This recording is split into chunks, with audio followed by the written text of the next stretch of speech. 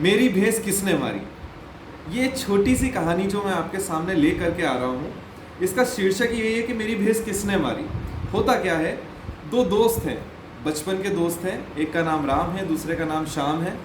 दोनों कुछ ना कुछ लाइफ में अचीव करने की कोशिश करते हैं, कुछ गोल सेट करने की कोशिश करते हैं। तो दोनों मिलकर के एक प्लान करते हैं कि हम दोनों मिलकर के कोई व्यापार चालू करते हैं, बिजनेस चालू करते हैं। तो राम श्याम से कहता है कि अपन एक काम करते हैं, कल दोनों मिलकर के सिटी चलते हैं, शहर जाते हैं, वहाँ से एक अच्छी खासी भैंस खरीद करके लेकर के आते हैं और हम दूध का धंधा चालू करते हैं। राम शाम को ये बात जम जाती है, रात निकलती है। सुबह 6 बजे राम बस स्टॉप पे खड़ा हो जाता है शाम का इंतज़ार करते हुए। शाम का 1 घंटा इंतज़ार करता है, 2 घंटा इंतज़ार करता है, 3 घंटा इंतज़ार करता है, मगर शाम आता ही नहीं है। तो राम थक हार करके बस पकड़ करके शहर पहुंच जाता है और वो एक भैंस खरीद करके अपने गांव में लेकर के आ जाता है।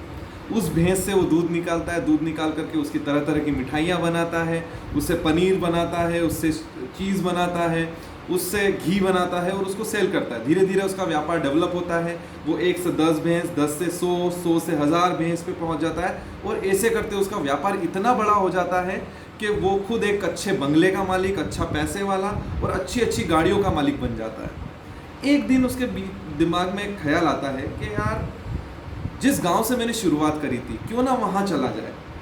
तो इसी को ध्यान में रखते हुए वो गाड़ी की चाबी उठाता है, अपनी प्यारी सी गाड़ी में बैठता है और वो निकल पड़ता है अपने गांव की तरफ। अब गांव के जो रास्ते हुआ करते थे वो बड़े उबड़ खाबड़ गड्ढों से भरे हुए हुआ करते थे। तो उसकी एक जगह जाकर के गाड़ी का टायर फंस जाता है। बहुत मशक्क़त करने के बाद भी वो उस गाड़ी को निकाल नहीं पाता है। उसके जहन में आता है कोई लोग मिल जाएं जो कि गाड़ी को धक्का लगा दें, जिसकी वजह से वो गाड़ी निकाल ले। आसपास देखता, कोई नहीं दिखता। बाहर निकल करके देखता तो एक पेड़ की छाँव में सोया हुआ उसको कोई व्यक्ति दिखता है। उसको आवाज़ लगाता है, बट वो व्यक्ति उसकी आवाज़ को सुनता नहीं है। वो उस व्यक्ति के पास जाता है। जैसे ही वो उस व्यक्ति के करीब पहुंचता है, उसको पता लगता है कि ये तो मेरे बचपन का दोस्त है श्याम। वो उसको उठाता है, उसके पैर को हिलाता है, भैया श्याम उठ, तू यहाँ क्या कर रहा है, सो क्यों रहा है, क्या हो गया। शाम को जैसे ही वो देखता है तो उसका टेक्सचर ऐसा था कि उस फटे हाली बदहवासी में था, उसके कपड़े फटे हुए थे। जैसे ही शाम उठता है वो उससे बोलता है, अरे राम, तू तो सूट बूट में और बढ़िया सी गाड़ी लेकर के कहाँ गाँव की तरफ जा रहा है। वो उससे बोलता है, बोले हाँ, बट तेरा हाल कैसा है, तू ऐसा कैसे हो गया। दोनों अपनी बचपन की बातों को याद करते हैं। फिर राम उससे एक क्वेश्चन पूछता है, यार श्याम, तू भी मेरी तरह पैसा वाला हो सकता था, अमीर हो सकता था, तू भी ऐसी गाड़ियों में घूम सकता था।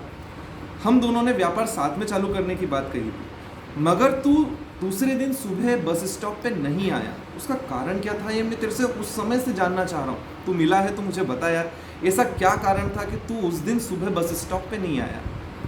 तो श्याम बड़े ही शिद्दत से उससे बोलता है कि भाई, इच्छा बहुत थी, बट मैंने क्या किया, घर पे जाकर के मेरी धर्मपत्नी से बोला कि मैं और राम मिल करके एक बिज़नेस चालू करने वाले हैं, हम कल सुबह उठ करके जाएंगे, तो मुझे जल्दी उठा देना, हम भैंस खरीद करके लेकर के आने वाले हैं और दूध का बिज़नेस स्टार्ट करेंगे। तो मेरी पत्नी ने सिर्फ मुझसे ये कहा कि तुम भैंस तो ले आओगे, मगर वो भैंस मर गई तो। इस कहानी का सार यही है कि जब आप कोई व्यापार व्यवसाय करने के लिए निकलते हैं तो आपको ऐसे लोग बहुत सारे मिलेंगे जो आपको पुल आउट करेंगे, आपसे कहेंगे कि ये काम आपके बस का नहीं है, आपकी भैंस वहीं की वहीं मर जाएगी।